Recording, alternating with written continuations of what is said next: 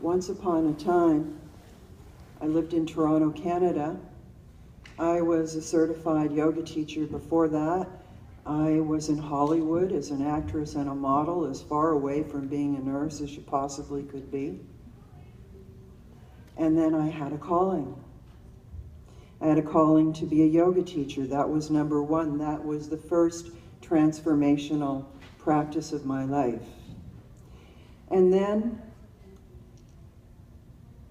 when I was in nursing school, I was the same age as all of my professors. Seriously. So I was pretty serious about it because I had a dream.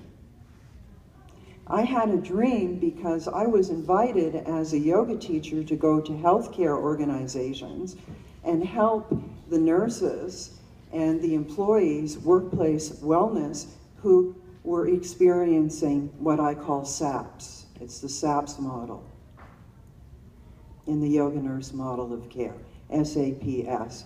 You've got the big picture on the card. I'm not going to say what you can read. Yes, it's a big picture about our movement. But SAPS essentially means stress, S for SAPS, stress, anxiety, pain, and suffering. And that just about covers it for everything and every possible disease known to man or woman, that we will all experience SAPS at one time.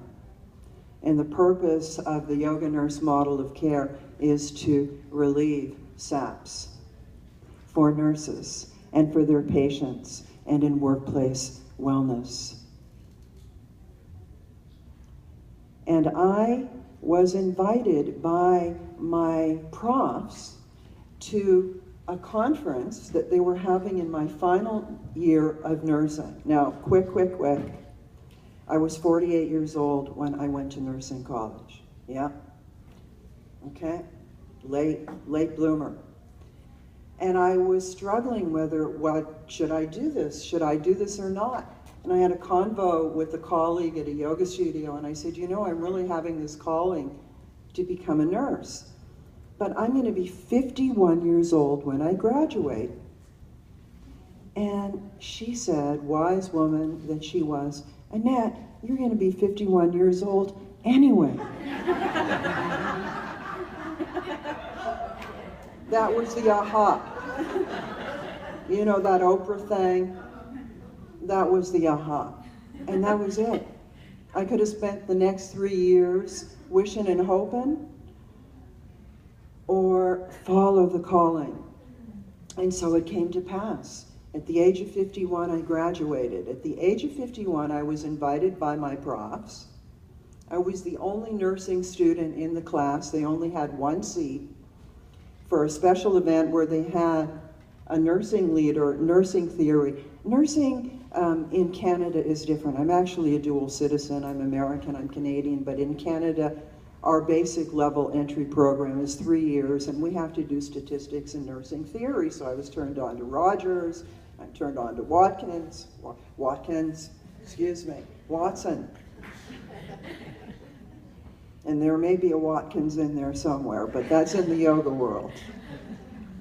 So I'm invited to the conference and an interactive experiential program with Jean Watson, who I was told was the nursing theorist that I would relate to, because my colleagues and my teachers knew I was a yoga teacher. I was teaching yoga at the universities in Toronto, to the Department of Psychology, to the professors and to the students and such, and then getting my nursing degree on the side.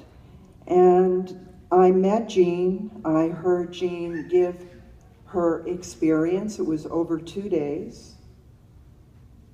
And I got a taste of why the movement that she created is now global and enormous and huge.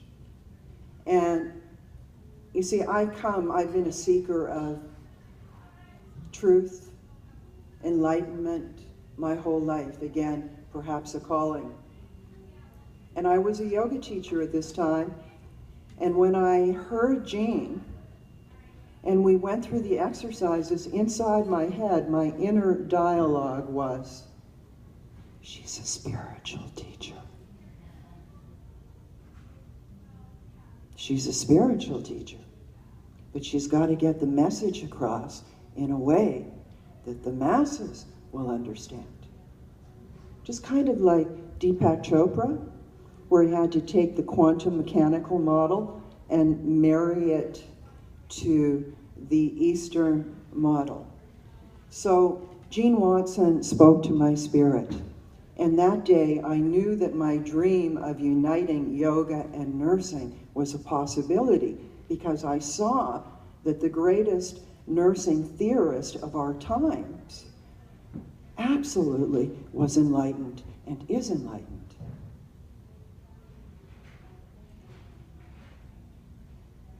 And she's bringing us all into the light.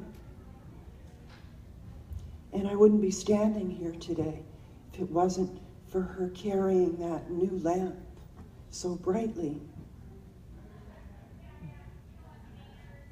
Yeah.